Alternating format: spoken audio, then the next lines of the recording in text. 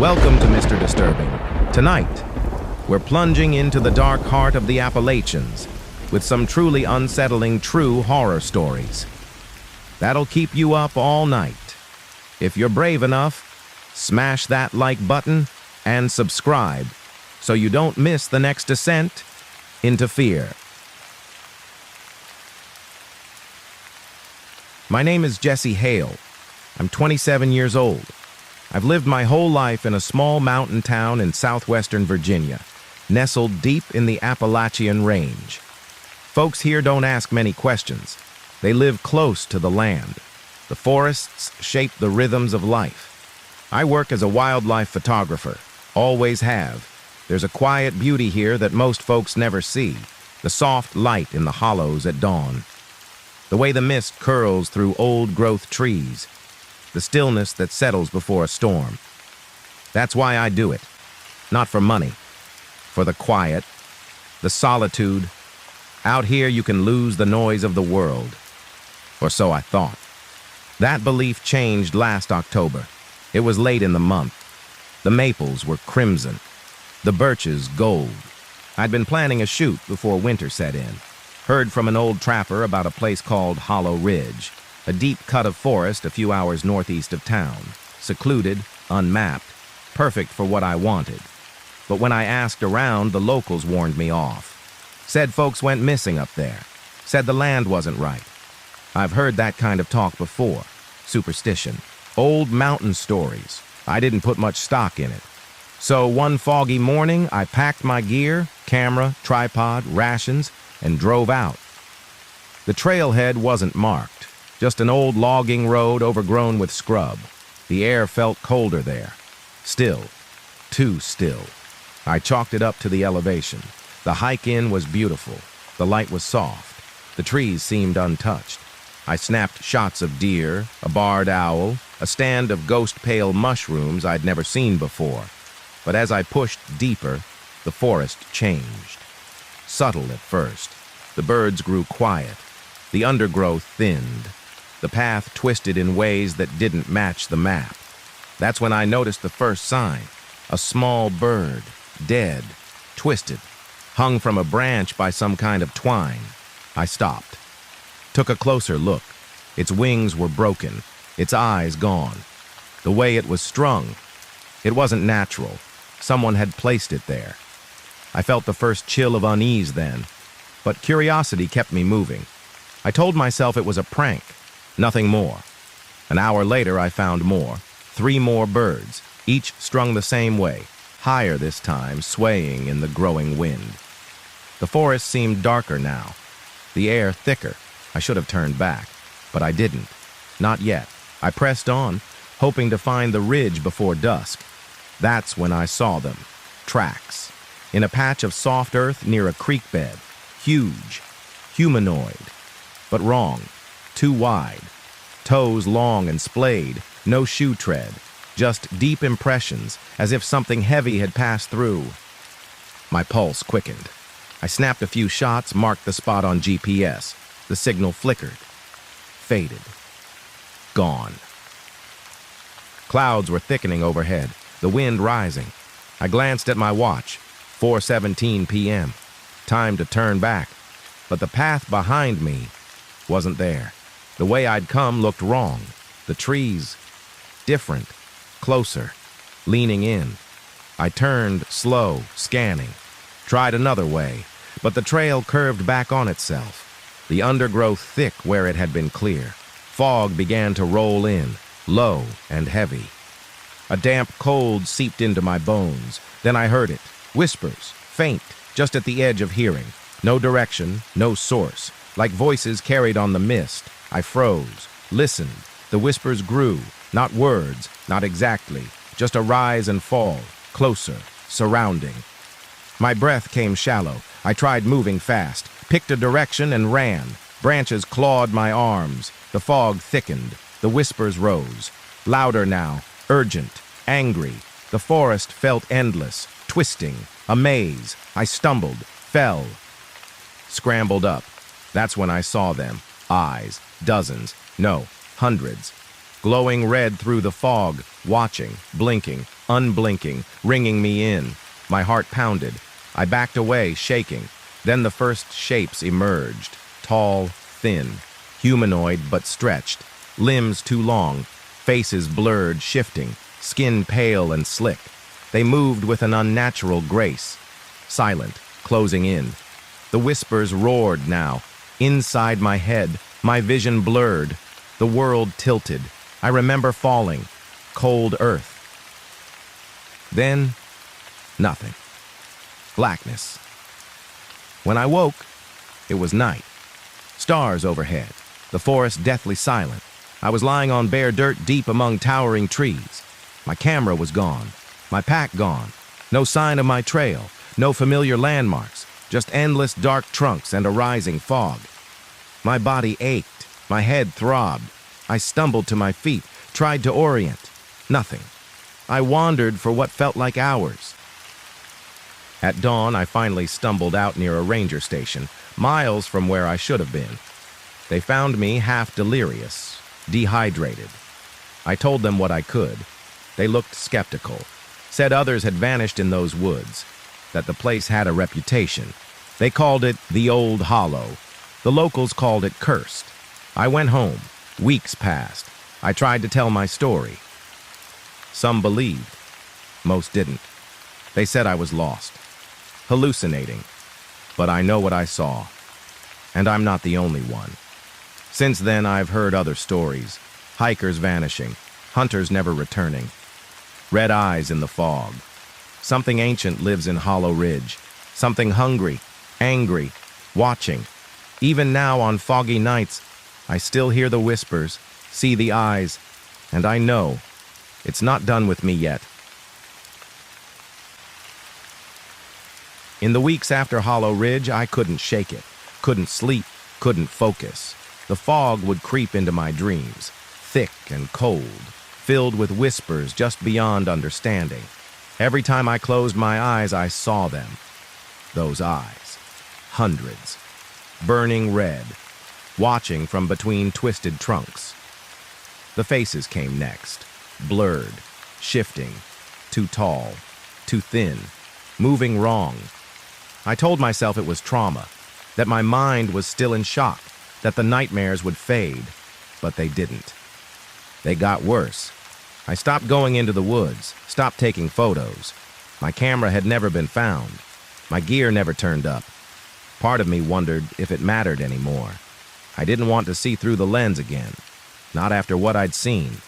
At first, the things stayed in the dreams, but then small things began happening in waking life. The first time was 2 weeks after I'd come home. Fog rolled into town one evening, thicker than usual. By nightfall, you couldn't see 5 feet ahead.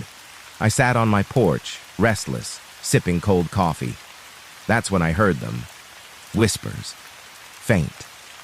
Familiar. My blood ran cold. I strained to listen.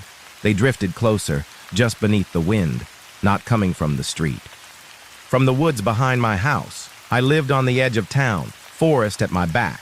I stood, heart pounding. The porch light flickered. Then, in the mist beyond the tree line, eyes, just a few at first, glowing red, low, blinking, watching. I blinked, rubbed my eyes. When I looked again, more had joined. A ring of them. No shapes this time, just eyes, silent, waiting. I backed inside, locked the door, turned on every light. The whispers grew louder, closer. I barely slept. By morning, the fog had lifted. The eyes were gone. But the ground beneath the trees was churned. The earth disturbed. Footprints, if you could call them that, pressed deep into the soil. Too large, toes too long. The same prints I'd seen by the creek bed in Hollow Ridge. My stomach turned. I knew then.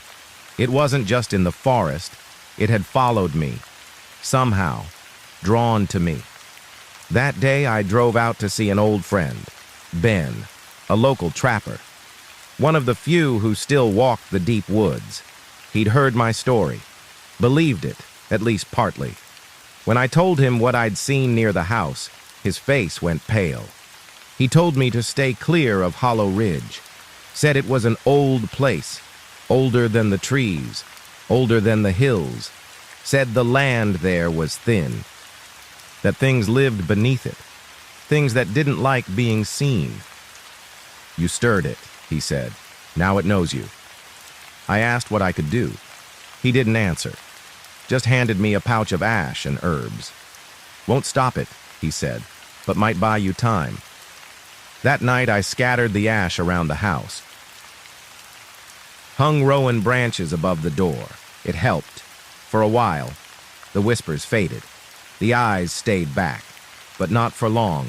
Weeks passed, then a month. Every time the fog came, so did the eyes. Closer, bolder. Once I woke to find footprints on the porch, bare, huge. The boards beneath them warped and darkened. Another night, my phone recorded on its own hours of static, beneath which faintly were voices, whispers, rising, falling, in no language I knew. I stopped leaving the house after dark. Stopped seeing friends. Hannah, a woman I'd been dating, tried to help. Stayed over once. But after one foggy night, when the whispers came and the eyes peered through the window, she left. Never came back. Said there was something wrong with me. Maybe there was. I felt hollow, fading. Like part of me still wandered that cursed forest. Then the disappearances started again. 3 hikers, gone near Hollow Ridge. No sign, no bodies. Just abandoned camps. Search parties found nothing. I wasn't surprised. The forest wouldn't give them back. It never did. The papers called it unexplained. Locals whispered of the old curse, but no one spoke it aloud. Not here. Not now. Meanwhile, the thing, or things, kept coming. I tried to fight back. Salt, wards, old rituals Ben taught me, but it was never enough. The eyes kept finding me, watching, and the whispers grew louder. Sometimes I heard my name, soft, mocking. One night, midwinter, I woke to find my bedroom window open, frost on the sill, no prints inside, but on the glass, handprints, long, thin, smudged with some dark, tarry substance that smelled of rot. That nearly broke me. I packed that night, fled to a motel in town. But even there, in that sterile room, the fog rolled in. The whispers came, and in the mirror, for just a moment, I saw eyes that weren't mine, red, watching, smiling. I know now, there's no outrunning it, no escaping. Whatever dwells in Hollow Ridge, it marked me, claimed me. The locals were right. It's not just a place, it's alive. A hunger older than we can fathom. A sentience beneath the earth, waiting, watching. And when you trespass, when you see too much, it follows. Even now as I write this, the fog is rising again. The whispers are starting. The eyes will come. They always do. And I don't know how much longer I can hold them back. It's been almost a year now since Hollow Ridge marked me. I don't sleep much anymore. When I do, the dreams always come. Thick fog, endless trees, eyes in the dark. Sometimes I hear the voices even when I'm awake, in the hum of power lines, in the rustle of leaves, in the wind slipping through cracks in the window frame. I tried leaving the mountains once, drove east, spent 2 weeks by the coast. But the first fog that rolled in, they came. Eyes at the window of my rented room, whispers through the floorboards. It followed me there. It follows me everywhere. I came back. I don't know why. Maybe part of me knows there's no running. Maybe part of me still hopes for an answer, a way to break the hold. But the truth is, I don't think there is one. The locals don't talk to me now. Word's gotten around. The kid who walked too deep, the one who brought something back. They won't say it out loud. But they cross the street when I pass, refuse to look me in the eye. Maybe they're right to. Maybe I'm cursed, claimed. Whatever it is, it's growing stronger. The signs are clearer now. It doesn't wait for fog anymore. The other night, clear sky, full moon, I found marks on my door, carved deep, symbols I don't know, lines that twisted when I stared too long, and the ground around the house, covered in those same footprints. Dozens now, circling, closing in. The whispers have changed too, no longer faint, no longer just words, now commands, urging me, calling me back. I wake some nights standing by the door, hand on the knob, not remembering how I got there. The worst was last week. I woke in the woods, miles from town, barefoot, freezing. No memory of leaving the house, but I knew where I was. The edge of hollow ridge. The trees were thicker, wrong. Their shapes seemed to shift in the corner of my eyes, and in the fog ahead, eyes, hundreds, watching, waiting. I ran. I don't remember how I made it back, but since then, it's worse. The pull stronger. Every night the urge to go back grows.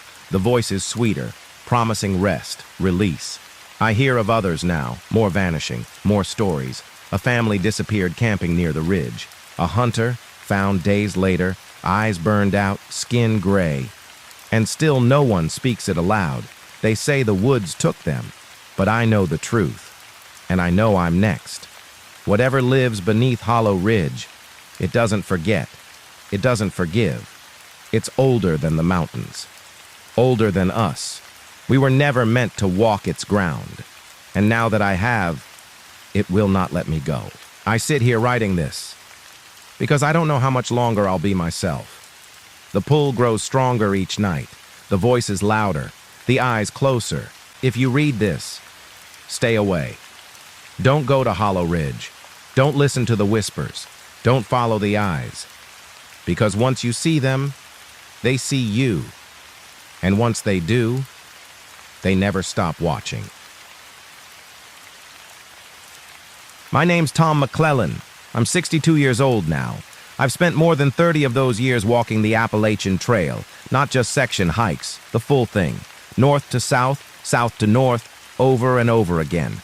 Most folks start for the beauty, the quiet, the challenge, but once the trail gets in your blood, it never leaves. I've seen things out there. Things I'll never forget. Some beautiful, some terrifying. You spend enough time in the deep woods. You learn there's more out there than animals and wind. I've faced down black bears more than once. Big sows with cubs. They're fast. Faster than folks think. I've had a fisher, mean little predator, scramble up a tree right next to my tent in the dead of night. Sounded like a chainsaw. I've heard the snap of old wood give out under my boots on slick bridges. Thought I was going in the river more than once.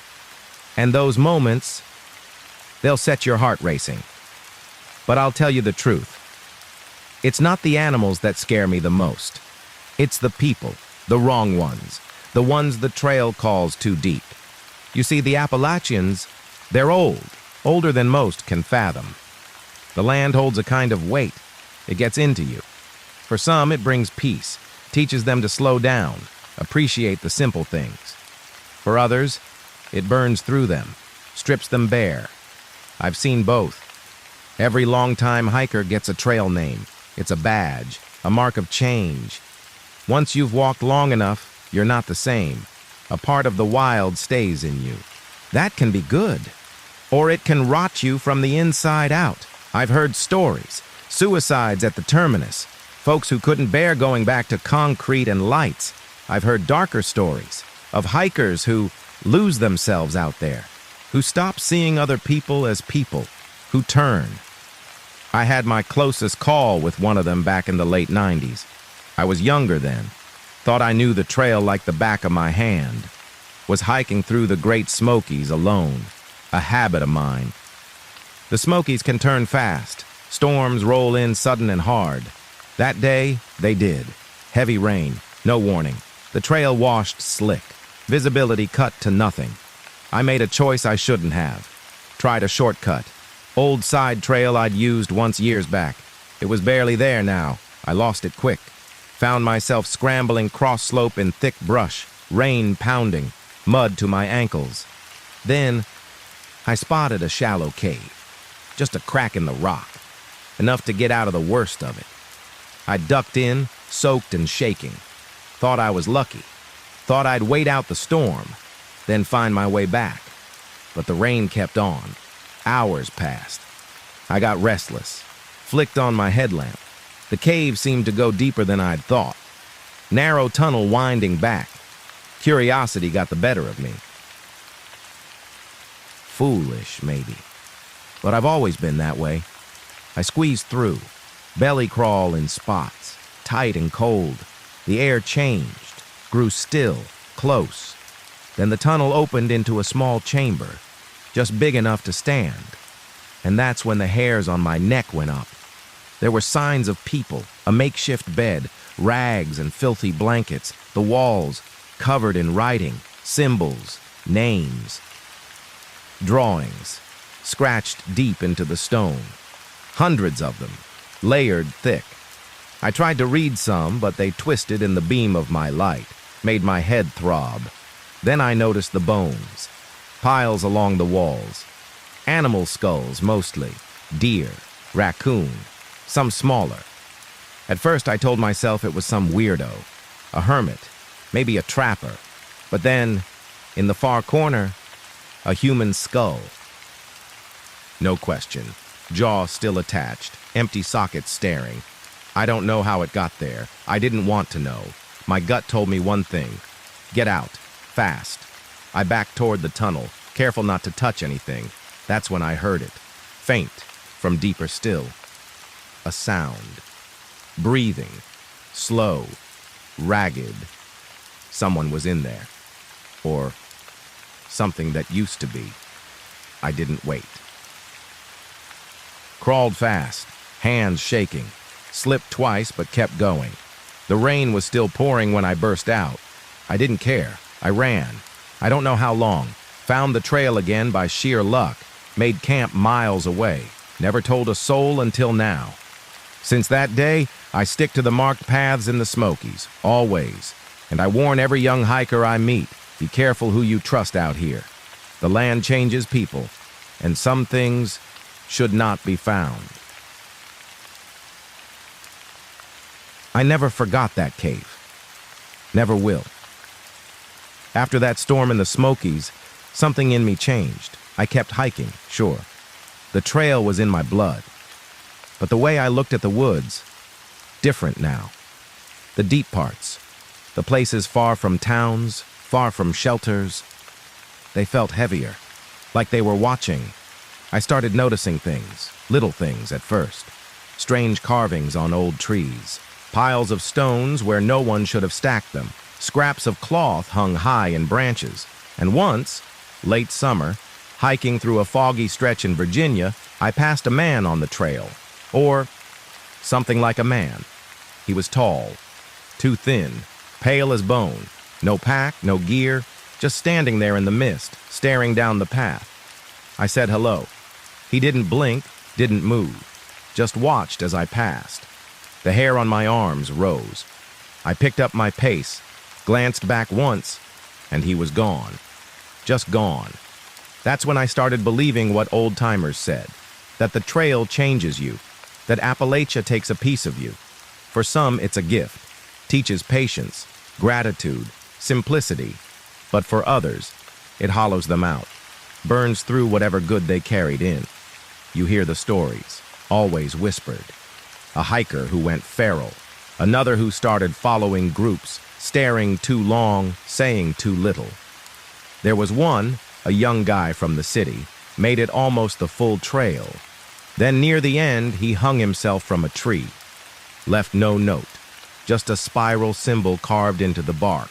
And worse, the ones who come back different, who can't live off trail anymore, who drift between shelters, eyes sunken, smiles too wide. The land pulls on some folks harder than others, and sometimes it doesn't let go. Over the years, I've had a few close calls. Once, deep in the White Mountains, I shared a shelter with a man I didn't trust. Something about him, the way he watched the fire, The way he muttered to himself after dark. I stayed up all night, knife in hand. Left at first light. Another time, near Fontana Dam, a woman arrived late at camp. No pack, clothes torn, filthy. Her eyes were wide, wild. Said she'd been followed. Wouldn't say by who or what. She vanished before dawn. Left her shoes behind. I don't know what happened to her. Don't want to. After decades on trail, you learn the wild is not empty. Not here. And sometimes it sees you. You learn to listen to your gut, to the quiet. Some nights feel wrong.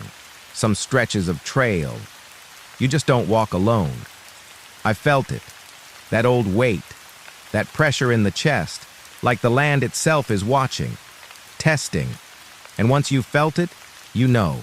The trail takes what it wants. The old names knew that. Long before the white man came, the Cherokee had stories, dark ones. About spirits of the deep hollows.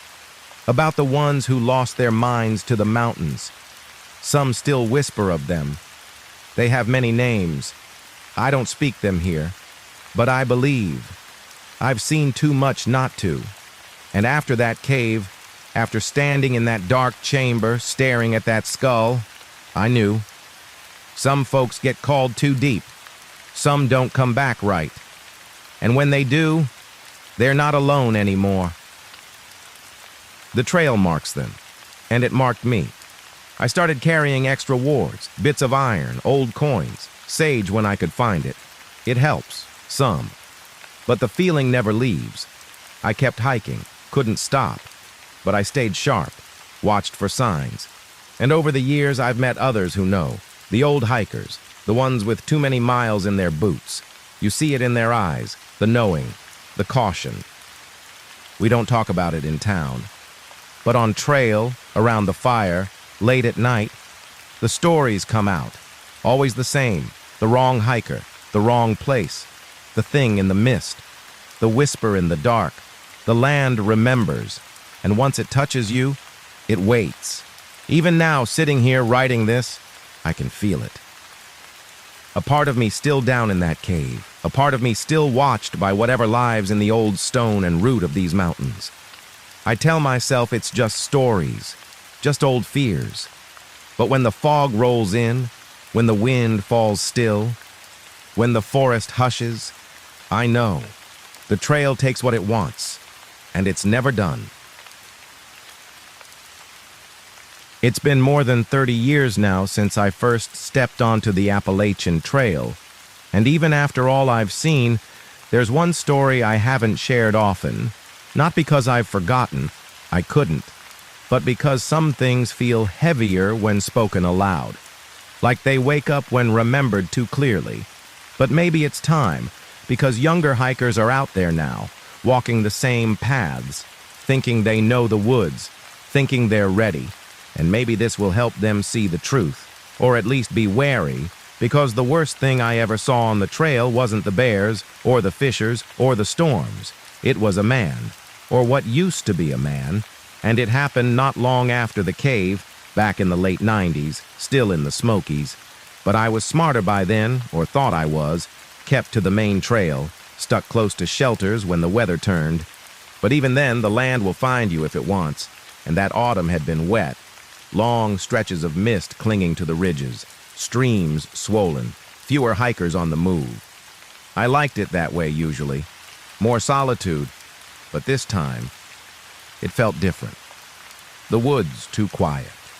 The kind of silence that presses on your ears.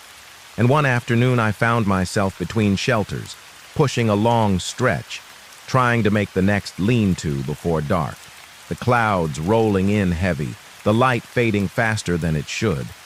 And somewhere near an old side trail, not marked on the new maps, but you see the old blazes if you know where to look. I heard footsteps behind me, steady, matching my pace, too close. I stopped, looked back. No one, just mist and trees. But the feeling stayed, the weight of being watched. I picked up my pace, heart thudding, breath coming short, told myself it was nerves, the memory of the cave still clinging. But the sound came again, closer, And when I rounded a bend, there he was. A man on the trail ahead, tall, thin, clothes ragged, filthy, no pack, no visible gear, just standing in the middle of the path, swaying slightly, his head tilted as if listening to something I couldn't hear. I stopped cold, every instinct screaming. He turned then, slow, too slow, and his face, hollow-eyed, skin stretched thin and gray, lips cracked. But the smile, too wide, too wrong. It chilled me more than the cave ever had. I said nothing, just edged wide, kept moving, but as I passed, he whispered something, soft, so soft I almost missed it. The trail takes what it wants. My blood ran cold. I didn't look back, just walked faster, the woods closing in, the mist thickening, the trail seeming to stretch longer and longer. But the footsteps behind me came again, closer, faster now, not running, but moving in a way that made my stomach twist. I broke into a jog, heart pounding, praying for the shelter ahead. And when I finally saw the rough outline of the lean-to through the trees, relief surged. But so did dread, because part of me knew the trail doesn't give you safety for free. But I reached it. Found another hiker there, old Bill, a section hiker I'd met before, solid, steady, and when he saw my face, pale and shaking, he asked what I'd seen. I told him as much as I could, and he didn't laugh, didn't doubt, just nodded grim, said he'd heard of the pale man, said sometimes he's seen near old trail crossings, especially when the mists come. Said it was good I didn't look back, never look back, because once you do, once you meet his eyes, something comes with you, and you're never the same. I barely slept that night, every creak of the lean-to setting my nerves on edge. But when morning came, clear and bright, I forced myself back on trail. Bill walked with me part of the way, a rare kindness on the AT, and I've never forgotten it. Since then, I've never cut trail again, never gone off path in the Smokies, and when the mists come thick, I stay put, no matter what. Because I know now what lives in the old hills isn't just bear and boar and weather. It's older things, things that remember when the land was young, things that still walk when the fog is thick.